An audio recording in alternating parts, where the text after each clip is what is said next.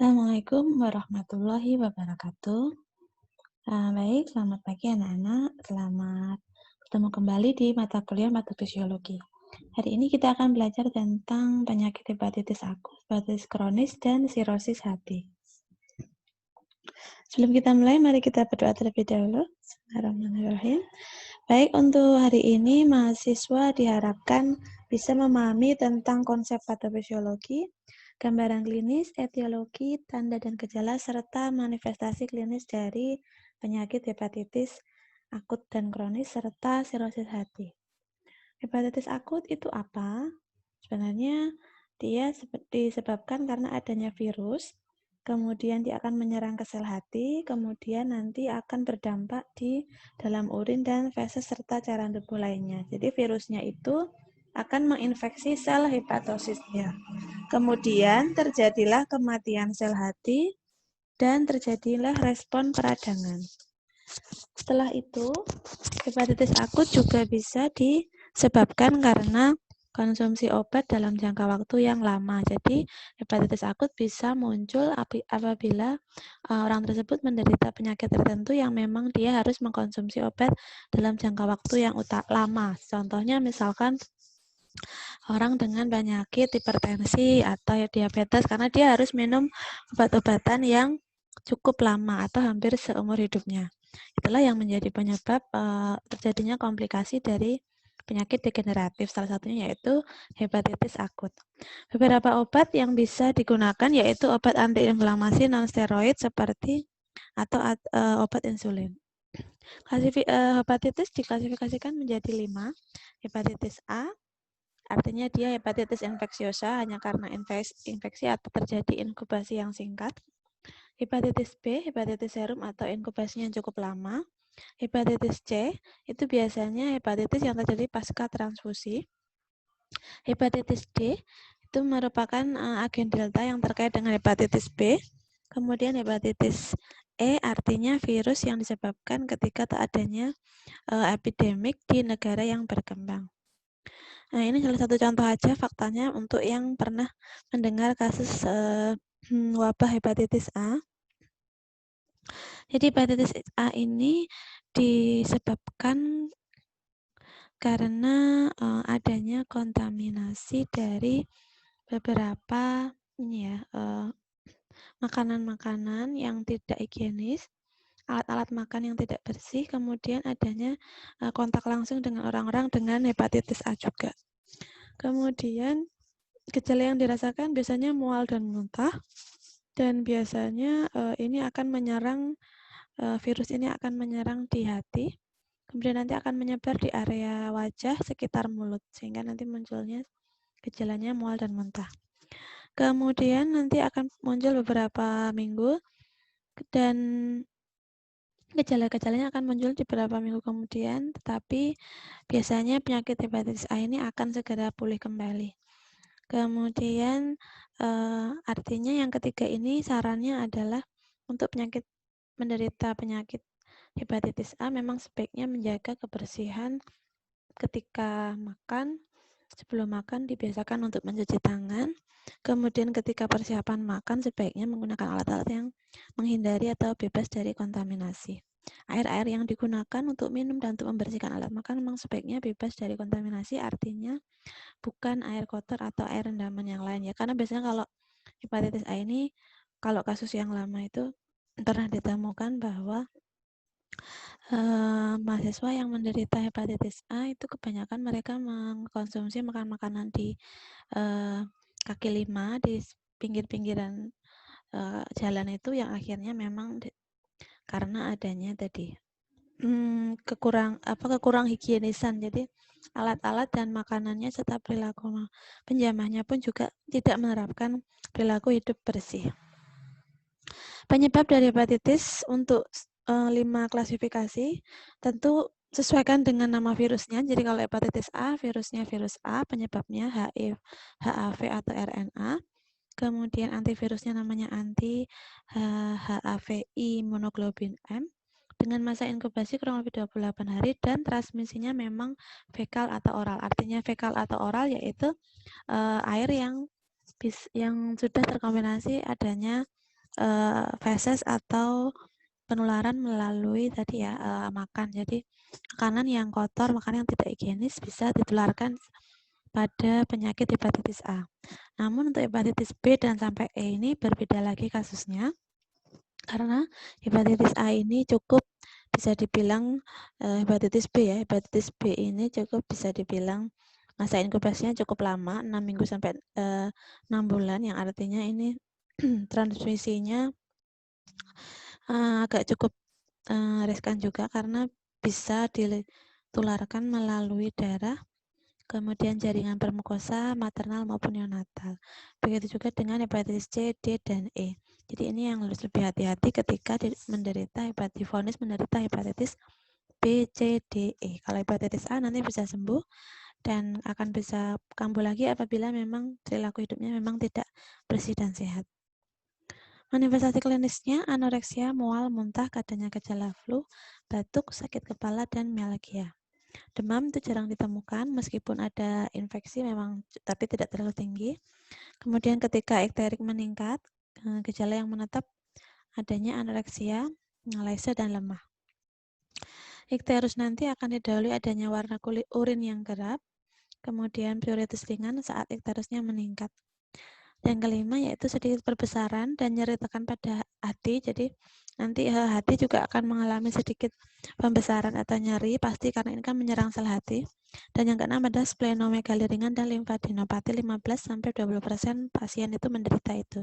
Jadi wajar kalau untuk hepatitis A mengalami itu ya. Tanda dari gejalanya untuk fase inkubasi nanti dia akan mengalami tadi ya beberapa keluhan mual, muntah, pusing, nyeri. Kemudian di fase prodromal atau praekterik dia masih tetap mengalami atalgia, malaise umum, dan mialgia. Fase ekterus nanti setelah 5-10 hari akan masuk ke tahap itu ya, atau peradangan atau pembengkakan pada hati, kemudian masuk ke fase konvaselen atau masuk ke penyembuhan secara respon dari tubuh, kemampuan tubuh, kekebalan tubuhnya diuji, karena sebenarnya pada prinsipnya penyakit yang disebabkan karena virus memang kekebalan tubuhlah yang menjadi perisai utama untuk tindakan utama. Memang upaya untuk pencegahan atau penyembuhan itu adalah kekebalan tubuh kita sendiri, artinya memang kemampuan tubuh kita untuk membentuk kekebalan terhadap virus tersebut. Hepatitis kronik, penyakit yang ditandai dengan kombinasi nekrosis dan peradangan sel hati dengan tingkat keparahan bervariasi dan biasanya itu menetap lebih dari 6 bulan. Artinya kalau sudah mengalami hepatitis kronik berarti dia sebelumnya sudah menderita hepatitis akut, baik itu hepatitis B atau C atau D atau E yang sudah lama dan tidak bisa tertangani, akhirnya mengalami hepatitis kronik. Penyebabnya apa? Dia akan sama juga karena virus, karena obat juga bisa yang digunakan konsumsi dalam waktu lama, atau memang mengalami keracunan yang tidak bisa tertangani dalam waktu lama, atau memang karena adanya faktor genetik dan metabolik. Gambaran klinisnya untuk hepatitis kronis biasanya karena kronis ya, jadi nanti akan ditandai dengan berat badan yang semakin lama akan menurun, demam tetap ada, lelah, lesu, lemah, kemudian ikterus ringan tetap, dan hepatosplenomegali, artinya ini ada pembesaran di area limfa dan hati. Karena sebenarnya limfa dan hati itu kan berdekatan ya posisi anatomisnya. Dan fungsinya juga hampir saling membantu, jadi memang terjadi pembengkakan di situ. Kemudian untuk pasien lain biasanya memang ada yang tidak mengalami gejala atau asimptomatik. Di awal memang tidak mengalami gejala-gejala, tapi nanti akan datang pada saat yang sudah tahap lanjut dengan tiba-tiba mengalami sirosis atau ya tadi kematian sel di hati yang memang tidak bisa disembuhkan lagi, atau sampai ke perdarahan varises, koagulopati, atau encephalitis. Penyebab dari hepatitis kronis adalah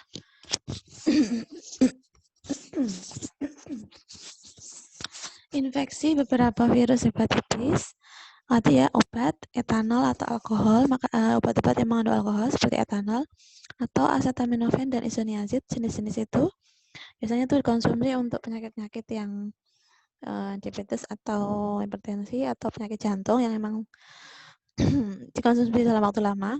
Bisa juga karena genetik atau gangguan metabolik. Penyakit Wilson juga bisa menjadi penyebab munculnya hepatitis kronis. Untuk patogenisnya, banyak kasus hepatitis kronis itu mencerminkan serangan imunologis yang terjadi akibat menetapnya virus hepatitis dan setelah pajanan nanti berkepanjangan akibat obat atau zat toksik.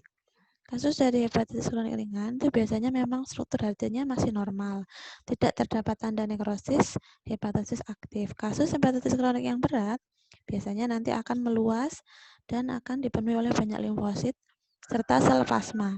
Anatomi hati pun juga akan merusak karena ada jaringan yang mengalami kematian, jadi meradang akhirnya rusak dan mati.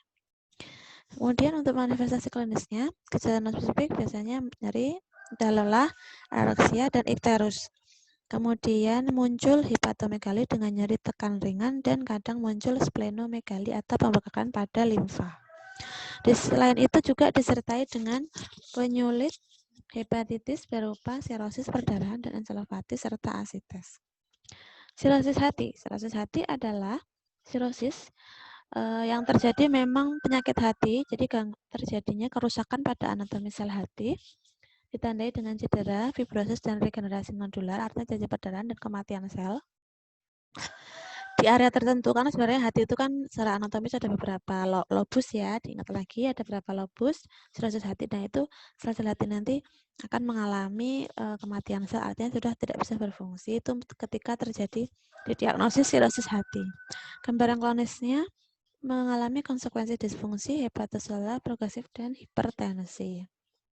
Patologisnya memang ditemui ada 3 hal, terjadi distorsi berat, artinya memang secara anatomis hati ini sudah berwarna gelap, kadang seperti itu ya, warna lebih gelap karena sudah banyak racun yang menumpuk di situ.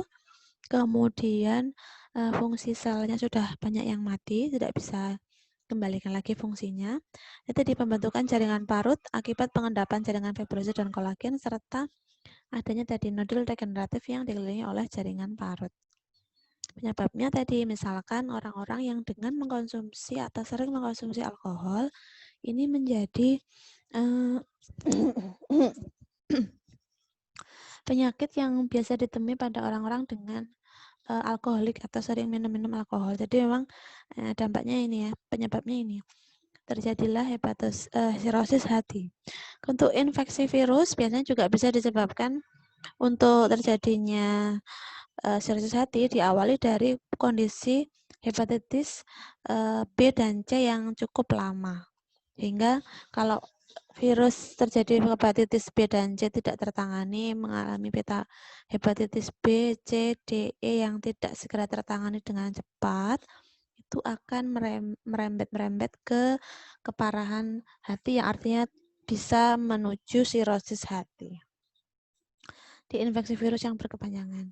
Kemudian penyebab lainnya adalah obstruktif dari empedotik kronik, gangguan metabolik, gagal jantung, kronik, dan autoimun. Ini juga bisa menjadi penyebab karena sebenarnya hati itu kan fungsinya adalah mengatur metabolisme tubuh, mengatur metabolisme zat gizi, kemudian menjaga keseimbangan dalam tubuh, kemudian mengatur supaya tubuh tidak banyak racun yang tertumpuk. Jadi akhirnya kalau ini hati mengalami gangguan, maka cukup vital juga ketika yang bisa berdampak ke orang tersebut. Salah satunya yang tadi ya, gagal jantung, autoimun, dan gangguan metabolik.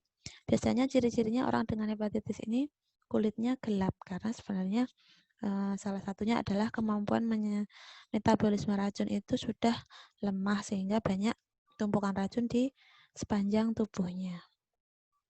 Manifestasi klinisnya biasanya karena efek kegagalan hepatosis itu biasanya koma, bau nafas seperti mayat yang baru dibuka, kemudian ada spider nevi, ginekomastis atau peradangan, ikterus, asites atau pembengkakan dalam perut, atau edem tadi.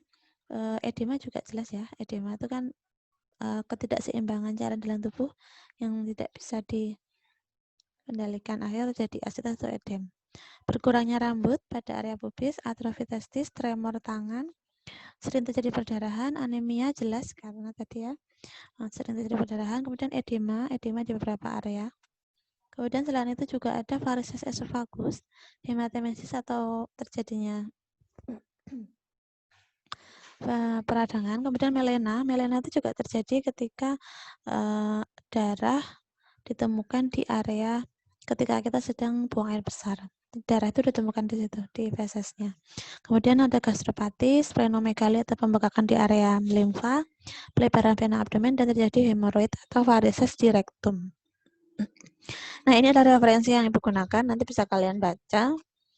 Kalau ada pertanyaan, bisa kalian cantumkan di kolom pertanyaan. Insya Allah Ibu akan coba jawab. Ibu rasa cukup, semoga ilmunya bermanfaat. Doa penutup belajar, alhamdulillah rabbil alamin. Wassalamualaikum warahmatullahi wabarakatuh.